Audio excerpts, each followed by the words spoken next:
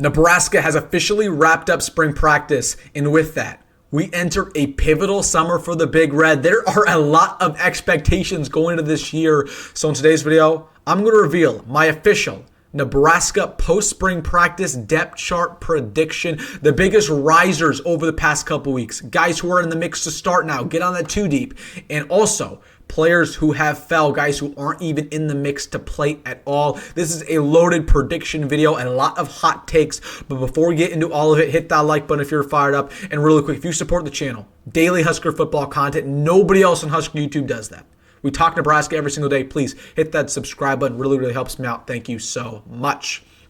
But without further ado, let's get into it. Going into my official Nebraska post-spring practice depth chart prediction. Let's just get things started. Talking about the biggest risers and fallers, the biggest adjustments that I've made from my prediction a couple months ago.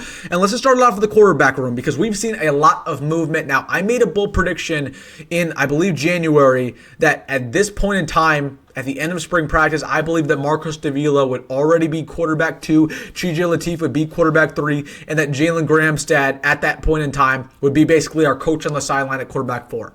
I'll admit it. I was wrong. Jalen Gramstad, clearly the coaching staff, they have a lot of confidence in him. Now, I will not lie to you. When I saw him last week at the Husker Games event and he was doing the accuracy challenge, I was not impressed. He did not look better than Marcus Davila nor TJ Lateef, but I'm not in practice every single day. And clearly the coaching staff loves his, I think he's a great quarterback on and off the field, right? He knows the playbook at a high level more than Marcus Davila, more than TJ Lateef. They feel very comfortable with him. So listen, Jalen Gramstad, clearly quarterback 2 as of right now. Marcus Davila, I still feel like he might be in the mix to be quarterback 2 by the time we get into the end of fall ball. But right now, this is the depth chart quarterback guaranteed. This is what it is right now for the Cornhuskers. At the running back room, now as of recording this video, Nebraska has not landed a running back transfer. That might have changed by the time I released this video. But listen, Emma Johnson's running back 1. If we did land the running back that I think we're going to land, he would be running back 2. But as it stands, while I'm recording this, Quentin Ives right now is the running back 2 for the Huskers. Jamarian Parker, when healthy. When Jamarian Parker is healthy, he is running back 3 in practice. The problem is he just hasn't been healthy. He really has not been healthy throughout all of spring practice. He's got to get his body right. Mekhi Nelson, he played well throughout spring practice. He really did. We saw flashes. I just don't know if he's ready yet. And then Connor Booth at the bottom there. And then Kenneth Williams should be mentioned there at number 6. I think Kenneth Williams might play above Connor Booth. I really do. So Connor Booth will be redshirted. So that's, of course, the running back depth chart. Now, again, if we had a transfer, they will be running back 2, no question about it. Wide receivers. Let's get to the wideout room. Dane Keaton, Isaiah Hunter, Ja'Cory Barney. That should not be a shock to anybody. Those are your 3. It's even more clear after spring practice. But you got a couple guys nipping at those guys' tails. You got Janiran Bonner, who had a really good spring practice. The coaching staff loves him. Okay, you have Demetrius Bell. He's completely healthy. He did not play throughout spring practice. They didn't want to risk anything. But he is going to be 100% going into fall, going into the summer conditioning. Demetrius Bell's coming to play right away. Believe that. Isaiah Mosey, he gets upgraded. He is now in my 2 deep. He was the best true freshman receiver.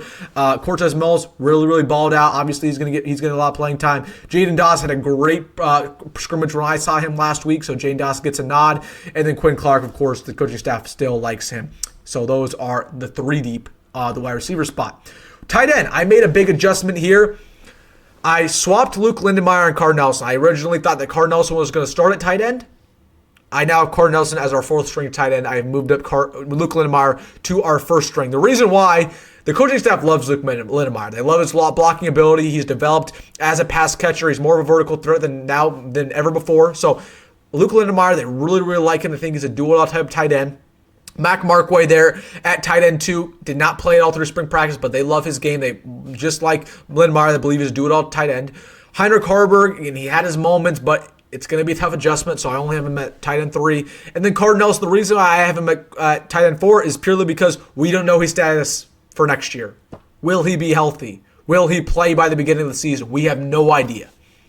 So I'm just not even going to risk it. I'm going to put him at tight end 4 because there are a lot of questions if he's even going to play. Or if he does play, will he be at tight end? Will he have enough weight on him? So I'm going to put him right there for now. Offensive line, made a couple adjustments here. Elijah Pritchett, of course, now is our left tackle. I originally projected him to be our right tackle because that's his better position. He was way better at right tackle than left tackle at Alabama.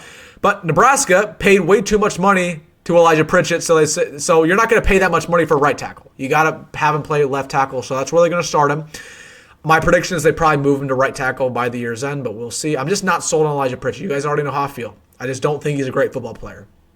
I mean, the potential's there. The 5-star background's there. He looks the part, but the film is so rough, bro. The film does not lie, and he was one of the worst starting tackles in all of SEC football. He did get better as the year progressed, but he got better when he played right tackle, not left tackle. So, listen, I have my questions there, but he's left tackle.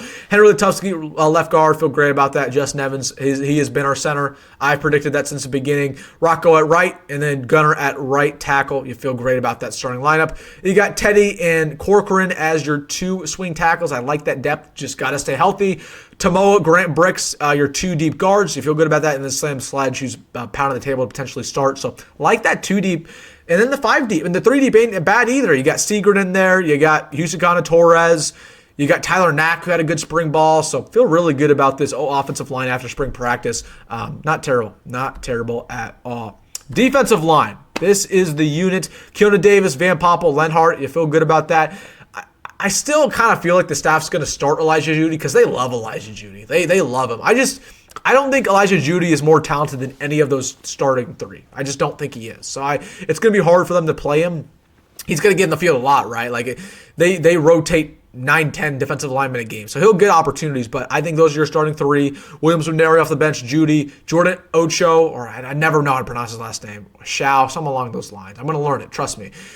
He had a great spring practice. His body's right. They love him at jack, but I think he's more of a 3 technique, so I'm going to put him at that 3 technique spot. And then your 3 deep and your 4 deep actually gets pretty rough here. Jalen George coming off of injury, Gabe Moore, who had a bad spring practice coming off of injury, Mason Goldman, who I'm not that high on, Sua Lafodu, David Hoofkins in there. Like, after that first 7 guys, the D-line gets really rough. So I want them to add a transfer there. I really do. As for the linebackers, you got the Jack room, which I believe is phenomenal, right? Jason McCullough, McGahee, Maverick Noonan, you love that Jack room. Linebackers, Shavers, Marquez Watson, Trent Buda right. You got Bauer in there, who had a really good spring ball. That's a walk-on. Gage Stanger, who's going to his 4th or 5th year at this point. Like, he's finally breaking out apparently. And then you got Dylan Rogers in there, we're waiting for him to break out. So it's not a bad middle linebacker room. You have a solid 3 there, and that's all you really need. So not mad about it.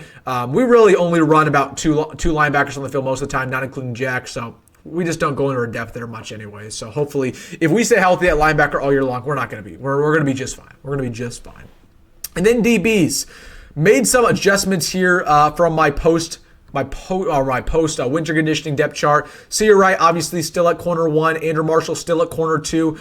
I changed the position from rover to slot. As you guys already know, rover is no more. If you hear a Nebraska fan talking about the rover position, make sure to correct them. The rover position does not exist. It's just the slot corner now. We're just calling it nickel. We're calling it slot, whatever you want to call it. It's not rover. It's slot or nickel.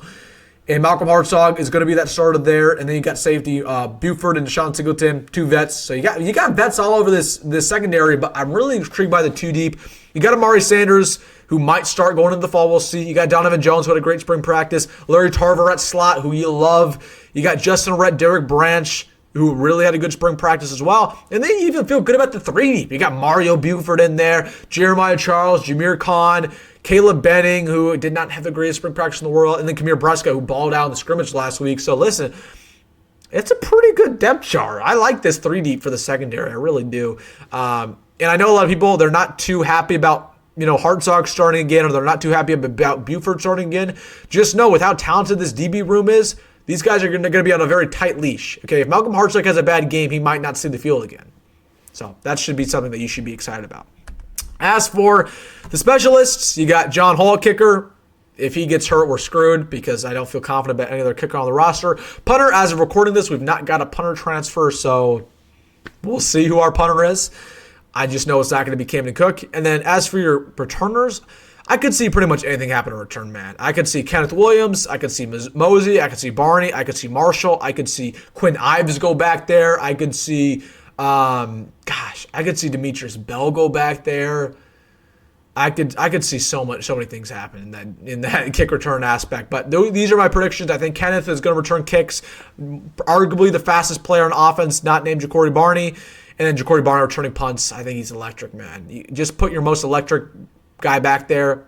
Corey Barney's that. Let's see what happens. And then Kevin Gallick starting at long snapper. You feel good about that. We should not have any long snapping issues this season. So, all right, guys, that is my official updated depth chart after spring practice.